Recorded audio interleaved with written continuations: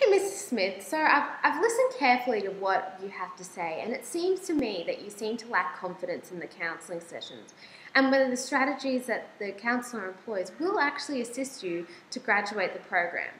So do you feel like you're wasting your time?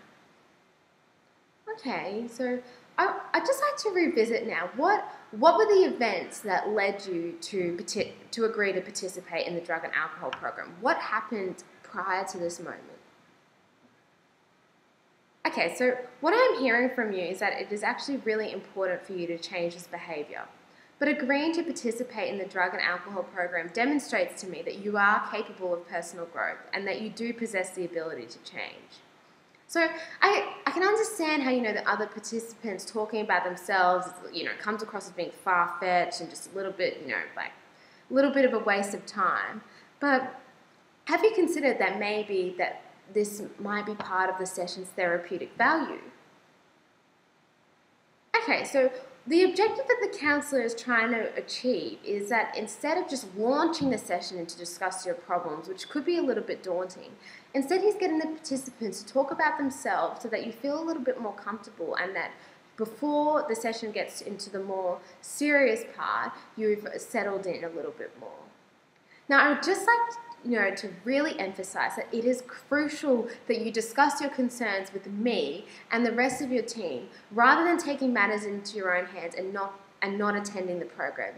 It is really important that you do attend these counselling sessions so that you've got a better chance of graduating and you will be able to live a better life. So I'd just like you now to tell me, what do you think the consequences are if you continue along the same path and not participate in the program? Okay, so that's right. And then as well, the court could impose additional conditions on top of your drug and treatment order.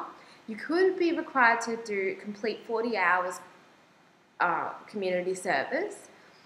You could have to serve 7 days incarcerated. And worst comes to worst, and we really do want to avoid this, is you might have to serve 3 years of your suspended sentence, and that is a long time. So now that we've discussed the cons, would you be able to tell me, what do you think the benefits will be if you do attend the program? Okay, so the program does equip you with the knowledge and skills necessary to avoid relapse triggers. And you've just discussed with me your brother and rekindling that relationship. And I can tell that is very important to you. The program will help you address issues associated with your offending, such as your family and your brother. And as well, it will ultimately, the strategies that you're taught there will help you and gain employment and more employment opportunities. So now that we see the cons and the benefits, what do you think you'll decide to do? Okay, great.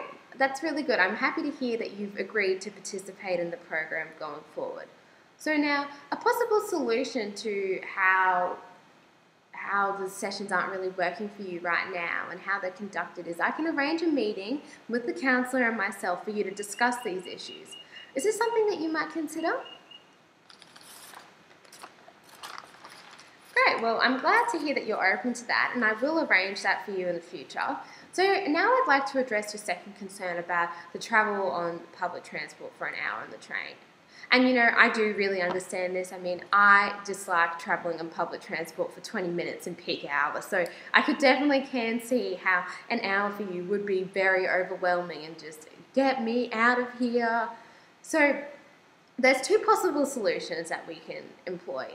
Number one is that we can apply for the court for additional funding for you to get a cab to and from the sessions.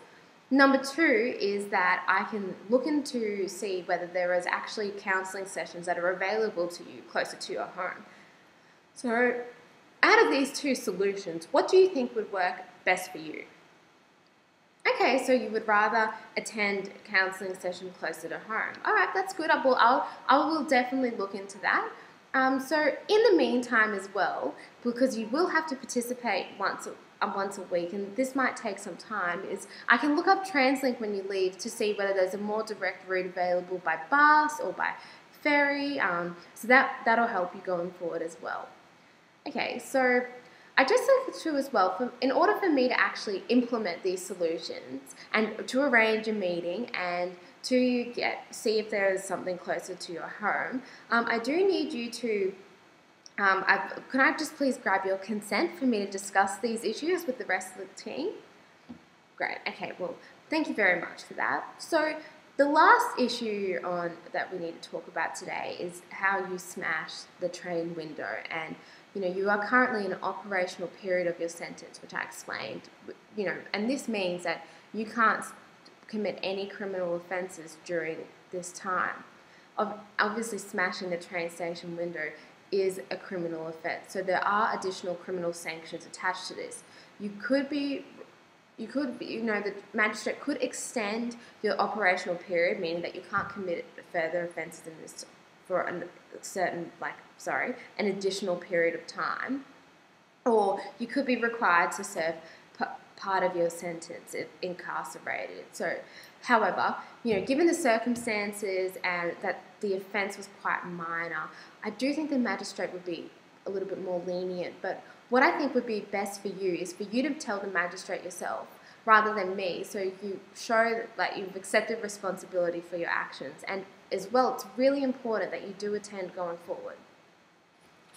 Okay, great. So I'd just like to recap on our session for today. Number one, so you've agreed that you will participate in the treatment program going forward. Number two is that we're going to arrange a meeting with the counsellor and for you to discuss your concerns. Number three is that I will look into seeing whether there's a treatment program closer to your house. In the meantime, we're going to look up TransLink and see if there's a more direct route available. And lastly, you have agreed to tell the magistrate what happened at the train station in the hopes that this will mitigate your sentence and you accept responsibility. Is there anything else I've missed?